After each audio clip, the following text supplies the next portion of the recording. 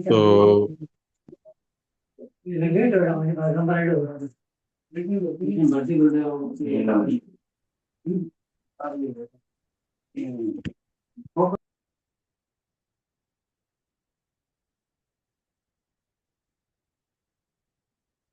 तो आज शुक्रवार है, तो आज कहानी सुनाने का दिन है। तो जिन जिन के पास अच्छी अच्छी शिक्षाप्रद कहानियां हो, वो सुना सकते हैं। इससे पहले हम लोग अ, कल का जो सत्संग था उसका सार सुन लेते हैं। प्रांजल सुनाएगी। हाँ, प्रांजल सुनाओ। नारायण नारायण। नारायण। शरीर और संसार क्षर है। क्षर यानी क्षरणशील, जो नष्ट होता रहता है, टिकता नहीं है, मृत्यु के मुंह में जा रहा है। इसको जानने वाले हम हैं। बचपन से लेते तक अभी तक हमारा शरीर कितना बदल गया, इससे इसे जानने वाले हम हैं जो कभी नहीं बदलते। अगर जीव ही बदल जाए तो इस जन्म के पाप पुण्य अगले जन्म में कौन भुगतेगा। जीव कभी बदलता नहीं, जो अक्षर है। शरीर संसार बदले बिना रह सकते नहीं, तो ये क्षर है। परमात्मा जो तीनों लोकों के महान ईश्वर है, वो पुरुषोत्तम है। वो क्षर और अक्षर से भी उत्तम है। हम शरीर संसार के साथ अपनापन करके जीव बन गए। अब ममता कामना का त्याग करके परमात्मा के साथ अपना जो अनादिकाल से संबंध है, उसे अनुभव करना है। हमें कर्तव्य कर्म करने की सामर्थ्य समझ सब भगवान ने दी है, मनुष्य शरीर भी दिया है, तो कर्तव्य कर्म करने में हम स्वाधीन हैं। पर हम अपना कार्य प्रमाद आलस अकर्मण्यता में गंवा देते हैं। जो अपना कर्म नहीं करते और दूसरों के कर्मों में दृष्टि रखते हैं, दोष निकालते रहते हैं, वो तो अपना कर्तव्य नहीं कर सकते। अकर्तव्य कब कब आता है, जब वो पराधीनता में जीवन बुद्धि लगा लेते हैं कि ऐसा आनंद मिलेगा तब हम भजन करेंगे, कर्तव्य पालन करेंगे। इस तरह परिस्थिति प्रांजल, तुम्हारी परिवर्तन के। आवाज बहुत कम आ रही है। मोबाइल के पास में होके बोलो तो अच्छा है। नारायण नारायण, अब आ रही। अभी भी नहीं आ रही है। तो मैं दूसरे डिवाइस से जो। हाँ, ठीक है।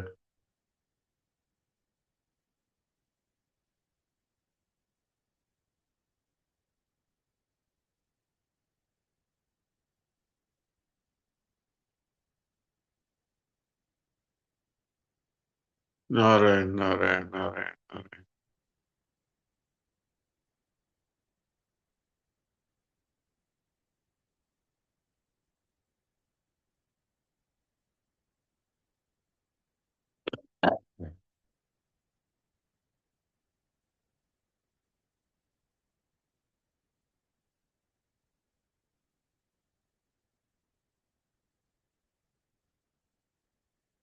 नारायण नारायण, हाँ। अब आवाज आ हाँ। रही है। आप पहले से तो कुछ ठीक है। हाँ। थोड़ा मुंह इसके पास में रख के बोलो तो आवाज आ सकती। जी महाराज जी। जो अपना कर्म नहीं करते और दूसरों के कर्मों में दृष्टि रखते हैं, दोष निकालते रहते हैं, तो वो अपना कर्तव्य नहीं कर सकते। अकर्तव्य कब आता है, जब वो पराधीनता में अपनी जीवन बुद्धि लगा देते हैं कि ऐसा आनंद मिलेगा तब हम भजन करेंगे, कर्तव्य पालन करेंगे।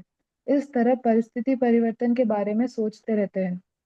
सबका भाव ऐसा होना चाहिए कि सबकी सेवा हो, हित हो, और इसके लिए उचित मजदूरी सैलरी सैलरी लो, वो भी ठीक है। बस भाव सेवा का होना चाहिए। अच्छा यानी कामना रहित हो जाए, सेवा करे यानी कर्मयोग। अप्रियतन यानी अपने लिए कुछ नहीं करना, क्योंकि हम भगवान के चेतन अंश हैं। और अपने स्वरूप में स्थित रहे तो अपने आप सेवा होगी और संसार का हित होगा। इस प्रकार संत महापुरुषों द्वारा होता है। यही ज्ञान योग है। ज्ञान योगी यही मानता है कि जो हो रहा है वो प्रकृति के द्वारा हो रहा है। आत्मीयता यानी भगवान के साथ में प्रेम, क्योंकि हम भगवान के अंश है, बेटा बेटी है, तो भगवान से स्वतः हमारा प्रेम है। तो इस प्रेम का अनुभव करना है, यही भक्ति योग है। हमारी भूल ये होती है कि हम प्रेम करना भगवान से, पर हम कर बैठते हैं संसार से। तो अच्छा अप्रियतन और आत्मीयता यही जीवन का सार है। नारायण नारायण नारायण नारायण। नारायण नारायण नारायण नारायण। तो आज गीता जी का शुद्ध पाठ करते हैं। वो 7वें अध्याय का 27वां श्लोक है।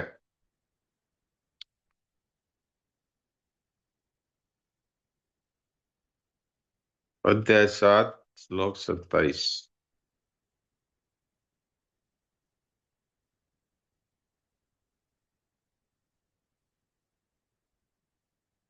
इच्छा द्वेष समुत्थेन द्वन्द्वमोहेन भारत सर्वभूतानि सम्मोहं सर्गे यान्ति परन्तप।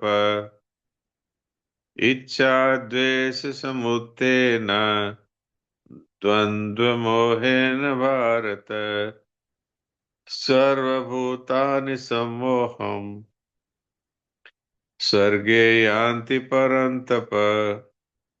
कारण की है वर्तवंश में उत्पन्न शत्रुतापन अर्जुन, इच्छा राग और द्वेष से उत्पन्न होने वाले द्वंद्व मोह से मोहित संपूर्ण प्राणी संसार में अनादिकाल से मूढ़ता को अर्थात जन्म मरण को प्राप्त हो रहे हैं।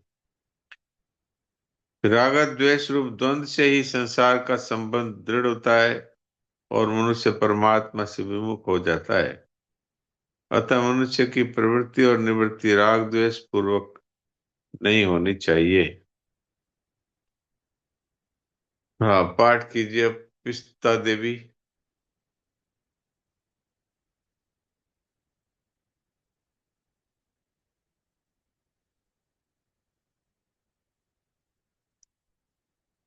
रामानुज जी।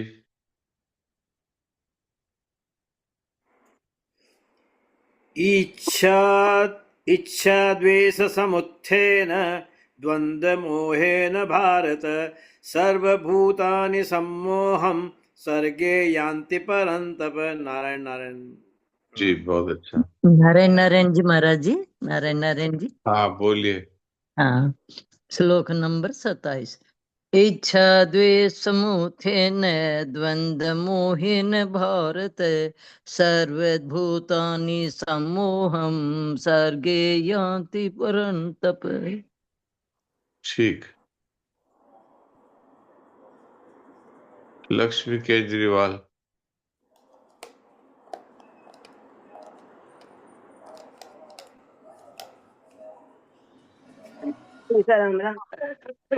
राम। इच्छा द्वेष समुत्थेन द्वन्द्वमोहेन भारत सर्वभूतानि सम्मोहं सर्गे यान्ति परन्तप। राम। ठीक है। ये क्या नाम है? OCC281EB। मैंने आपको अनम्यूट का ऑप्शन दिया है, बोलिए। प्रणाम महाराज जी, राम राम। प्रणाम। इच्छा द्वेष समुत्थेन द्वंद्व मोहेन भारत सर्वभूतानि सम्मोहं सर्गे यान्ति परन्तप। ठीक है। प्रणाम महाराज जी। प्रणाम।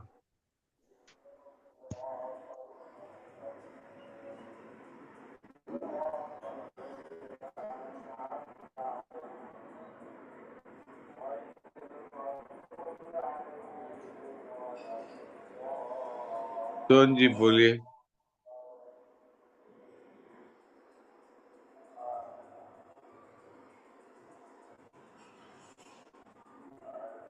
सोन जी आपको बोलना है, पाठ करना।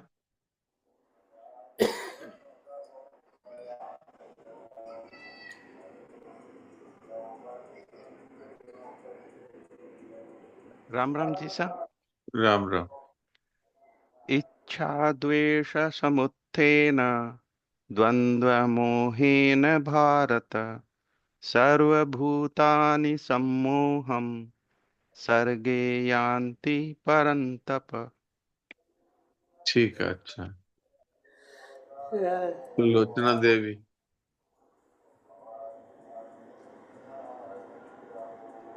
प्रणाम महाराज। प्रणाम। इच्छा द्वेष मोहेन द्वंद्व मोहेन भारत सर्वभूतानि सम्मोहं सर्गे यान्ति परन्तप। इच्छा द्वेष मुझे ने बोले हैं, हमको सह सुना नहीं। आप दोबारा पढ़िए पहली लाइन। इच्छा द्वेष सम्मुखेन द्वंद्व मोहेन भारत। ठीक है। अब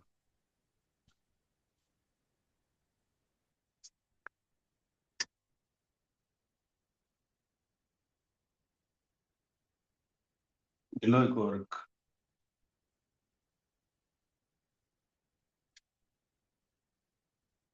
ज्योति। राम प्रणाम जी सा। राम राम। इच्छा द्वेष समूहेन द्वंद्व मोहेन भारत सर्वभूतानि सम्मोहं सर्गे यान्ति परन्तप। वाह, अच्छा है।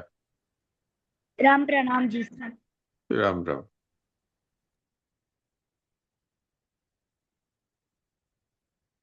गायत्री मुद्रा। नारायण नारायण। नारायण। इच्छा द्वेष समुत्थेन द्वंद्व मोहेन भारत सर्वभूतानि सम्मोहं सर्गे सर्गे यान्ति परन्तप। नारायण नारायण। नारायण। प्रणाम। प्रणाम।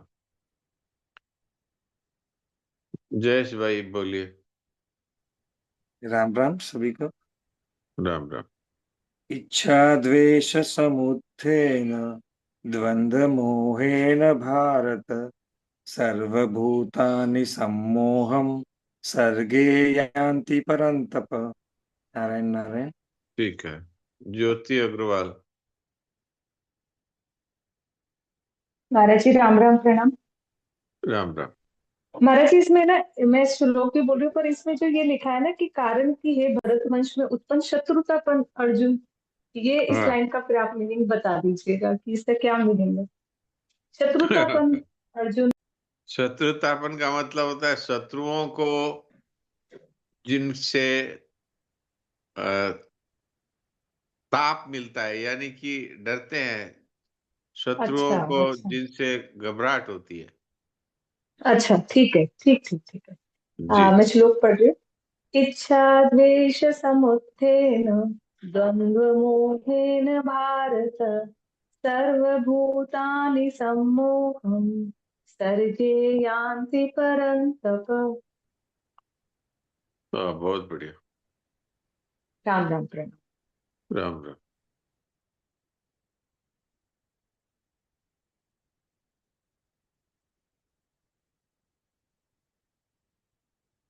तो आज राम नारायण जी कहानी सुनाएंगे, फिर जिन जिन को कहानी सुनानी हो वो हाथ खड़ा कर सकते हैं। हाँ, राम नारायण जी सुनाइए।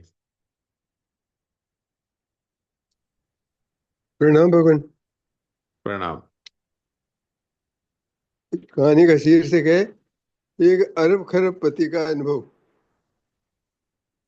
एक अरब अरब खरबपति का खरबपति अनुभव। अरब खरबपति का अनुभव। अच्छा, हाँ। सुनाइए। 4 अरब 86 करोड़ की संपत्ति का मालिक राकेश झुंझुनवाला, उसको जब मृत्यु समीप आने की संभावना दिखाई दी तो उनके अंतिम शब्द थे कि मैं व्यापार जगत में सफलता के शिखर पर पहुंच चुका था। मेरा जीवन दूसरे की दृष्टि में एक बहुत बड़ी उपलब्धि था।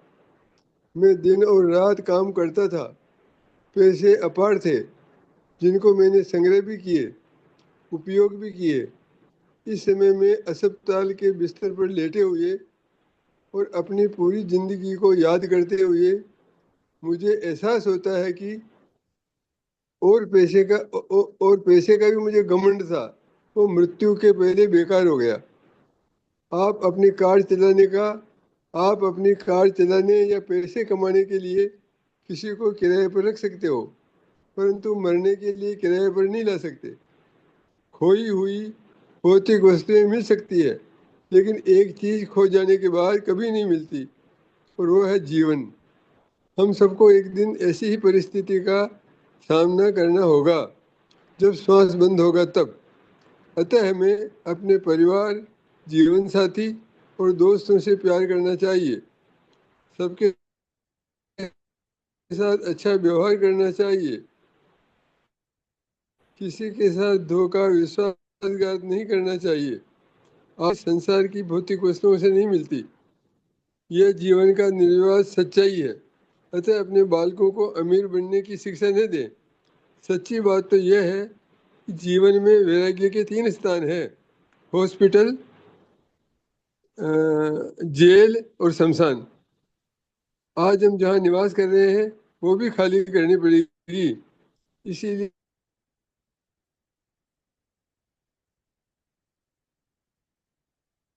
आपकी विनम्र आवाज नहीं आ रही। बने, सबकी सेवा करें और सबके साथ सद्भावना रखें। अच्छा, हाँ अब आ रही है। अब गाली मेरी क्यों नहीं आई? हाँ और आ मैं रही है। बोलूँ सर? हाँ नहीं आ रही है आवाज, कम आ रही थी, बीच में रुक गई थी। दोबारा बोलूँ क्या? आप पिछली 3-4 लाइनें दोबारा बोल दीजिए।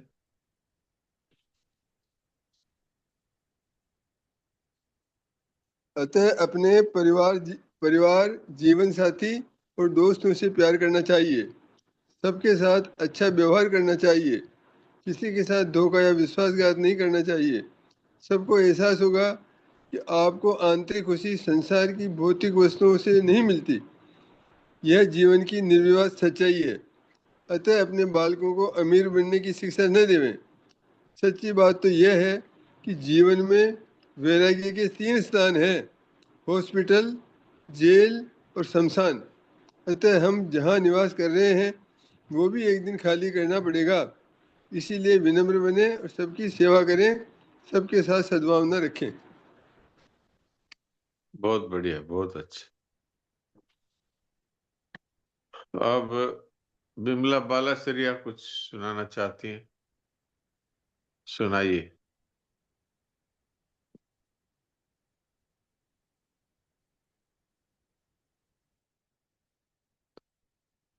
बिमला बालासरिया, आप आवाज सुन रहे हैं? मैंने आपको माइक खोलने का ऑप्शन दिया है, अनम्यूट का। अनम्यूट। हाँ हाँ, बोलिए। है। दो छोटी छोटी है, ज्यादा बड़ी नहीं है, लेकिन बड़ी शिक्षाप्रद और बहुत अच्छी है। मैं हाँ छोटी छोटी जो आपको है ना, ये बता रही हूँ जीवन का। सुनाइए।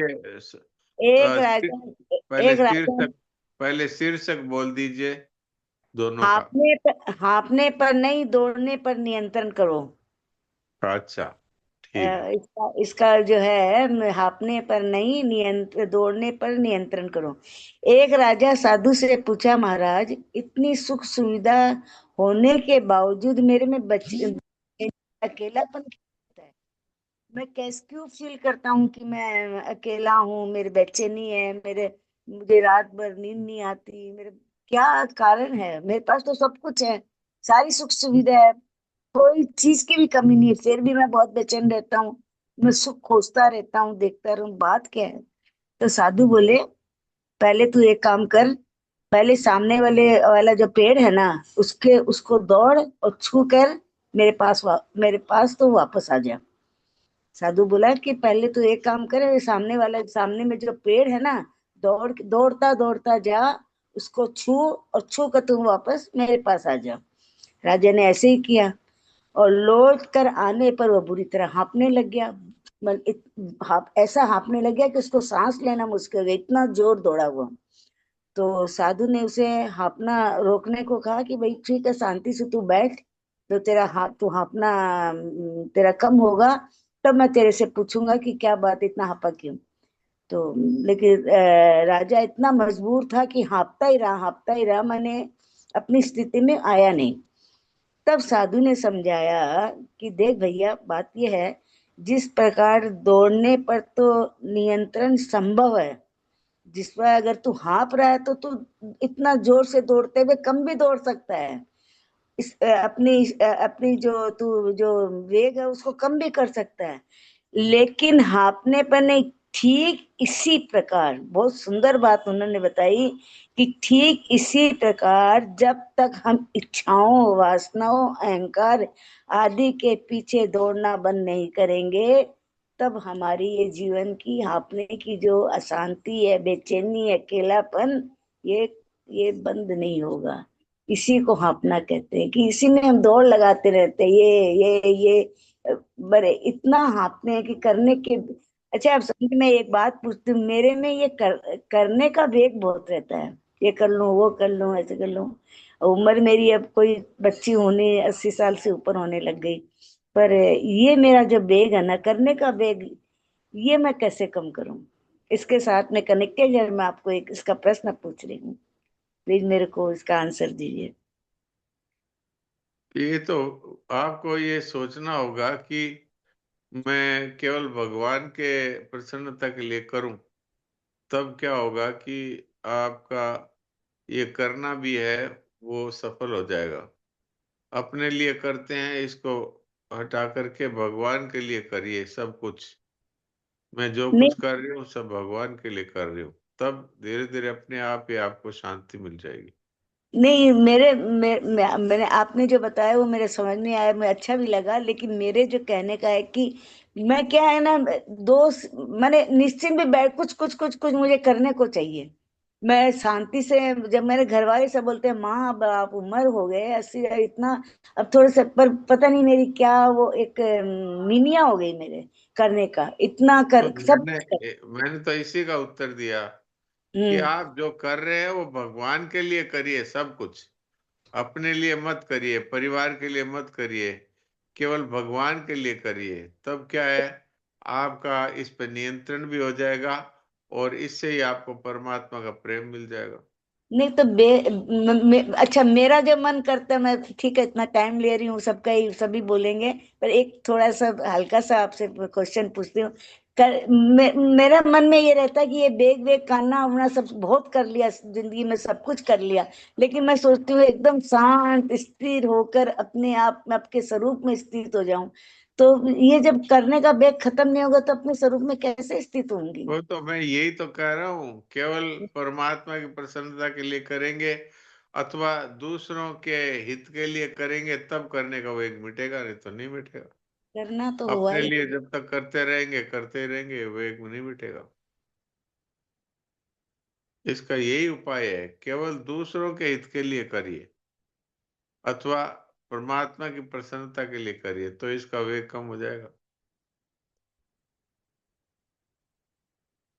चलिए मैं नेक्स्ट ठीक। बोलूंगी, एक छोटी सी और है, छोटी है, ज्यादा बड़ी नहीं है, पर हाँ बोलिए। बोलूं? हाँ बोलिए। अच्छा, डोंगरे जी महाराज के पास से एक धनी व्यक्ति आया, धनवान आया, धनी भक्त आया, व्यक्ति नहीं आया, धनी भक्त आया।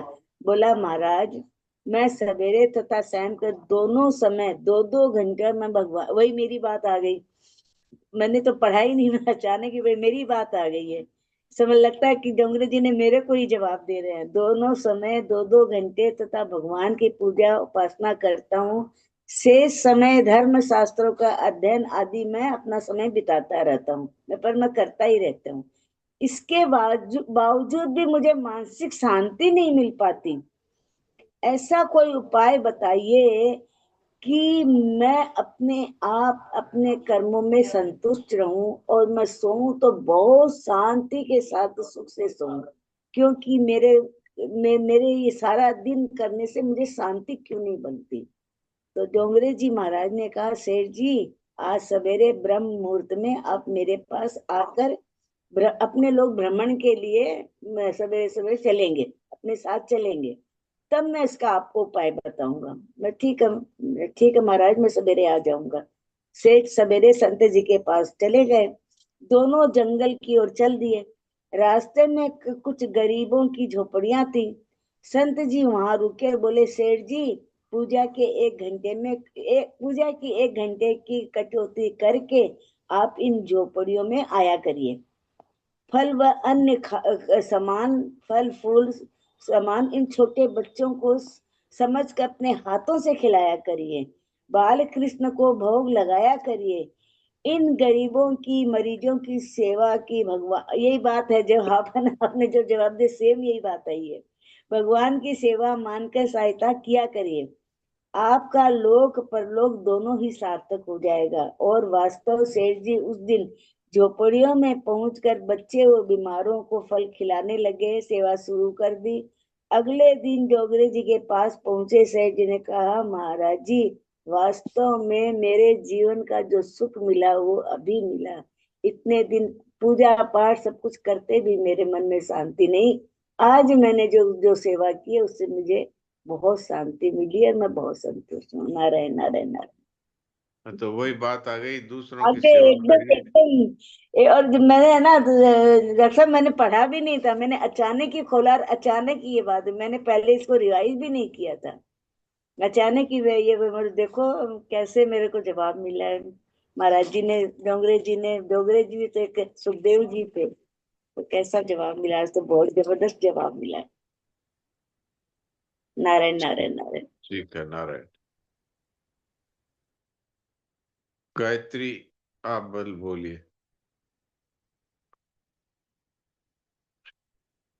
नारायण नारायण। नारायण। मैं कहानी सुना रही हूँ डॉक्टर साहब, उसका शीर्षक है आनंदित रहने की कला। अच्छा, ठीक है, सुनाइए। हाँ। एक राजा बहुत दिनों से विचार कर रहा था कि वह राजपाट छोड़कर अध्यात्म यानी ईश्वर की खोज में समय लगाए। राजा ने इस बारे में बहुत सोचा और फिर अपने गुरु को अपनी समस्याएं बताते हुए कहा कि उसे राज्य का कोई योग्य उत्तराधिकारी नहीं मिल पाया है। राजा का बच्चा छोटा है, इसीलिए वह राजा बनने के योग्य नहीं है। जब भी उसे कोई पात्र इंसान मिलेगा जिसमें राज्य संभालने की राजपाट छोड़कर शेष जीवन अध्यात्म के लिए समर्पित कर देगा। गुरु ने कहा, राज्य की बागडोर मेरे हाथों में क्यों नहीं सौंप देते? क्या तुम्हें मुझसे ज्यादा पात्र, ज्यादा सक्षम कोई इंसान मिल सकता है क्या? राजा ने कहा, मेरे राज्य को आपसे अच्छी तरह भला कौन संभाल सकता है? लीजिए, मैं इसी समय राज्य की बागडोर आपके हाथों में सौंप देता हूँ। गुरु ने पूछा, अब तुम क्या करोगे? राजा बोला, मैं राज्य के खजाने से थोड़े पैसे ले लूंगा जिससे मेरा बाकी जीवन चल जाए। गुरु ने कहा, मगर जब खजाना, अरे खड़का मत कर। गुरु ने कहा, मगर अब खजाना तो मेरा है, मैं तुम्हें एक पैसा भी नहीं लेने दूंगा। राजा बोला, फिर ठीक है, मैं कहीं कोई छोटी मोटी नौकरी कर लूंगा, उससे जो भी मिलेगा गुजारा कर लूंगा। गुरु ने कहा, अगर तुम्हें काम ही करना है तो मेरे यहाँ एक नौकरी खाली है, क्या तुम मेरे यहाँ नौकरी करना चाहोगे? राजा बोला, कोई भी नौकरी हो, मैं करने को तैयार हूँ। गुरु ने कहा, मेरे यहाँ राजा की नौकरी खाली है, मैं चाहता हूँ कि तुम मेरे लिए नौकरी करो और हर महीने राज्य के खजाने से अपनी तनख्वाह लेते रहना। 1 वर्ष बाद गुरु ने वापस लौटकर देखा कि राजा बहुत खुश था। अब तो दोनों ही काम हो रहे थे। जिस अध्यात्म के लिए राजपाट छोड़ना चाहता था वह भी चल रहा था और राज्य संभालने का काम भी अच्छी तरह चल रहा था। अब उसे कोई चिंता नहीं थी। इस कहानी से समझ आएगा कि वास्तव में क्या परिवर्तन हुआ। कुछ भी तो नहीं, राज्य वही, राजा वही, काम वही, लेकिन दृष्टिकोण बदल गया। इसी तरह हम भी जीवन में अपना दृष्टिकोण बदलें, मालिक बनकर नहीं बल्कि यह सोचकर कार्य करें कि मैं ईश्वर की नौकरी कर रहा हूँ। अब ईश्वर ही जाने, सब कुछ ईश्वर पर छोड़ दें, फिर आप ही हर समस्या और परिस्थिति में खुशहाल रह पाएंगे। नारायण नारायण नारायण नारायण। इस कहानी में नारायण। डॉक्टर साहब आपने जो बात बताई उन बालेश्वरी दीदी को, यह बात भी मिल रही है इसमें सेम। जी जी जी। ठीक है ना? भगवान, हाँ, भगवान के लिए कार्य करें, यही बात। हाँ, भगवान के लिए कार्य करें, अपने लिए नहीं। हाँ जी, हाँ जी। हाँ, नारायण नारायण डॉक्टर साहब, नारायण नारायण। नारायण नारायण। हाँ, संतोष भाई क्या बोल रहे हैं? बोलिए। राम राम, प्रणाम जी साहब। प्रणाम। जी सा, एक सत्संग ग्रुप में वार्ता भेजी है मैंने थोड़ी 1 घंटे पहले, वो बोलूं मैं? नहीं, एक बार सोहन जी क्या बोलते हैं पूछता हूँ। ठीक है, ठीक है। हाँ सोहन जी बोलिए। जी साहब, मैं तो बस ये कहना चाह रहा था, जो अभी कहानी सुनाई है गायत्री दीदी ने, वो समत रामदास और शिवाजी की लग रही है। हाँ हाँ बिल्कुल। हाँ मेरा भी ऐसा सुना हुआ है।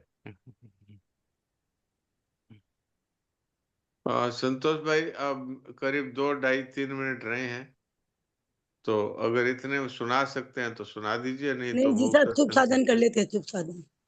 हाँ मूक सत्संग करें।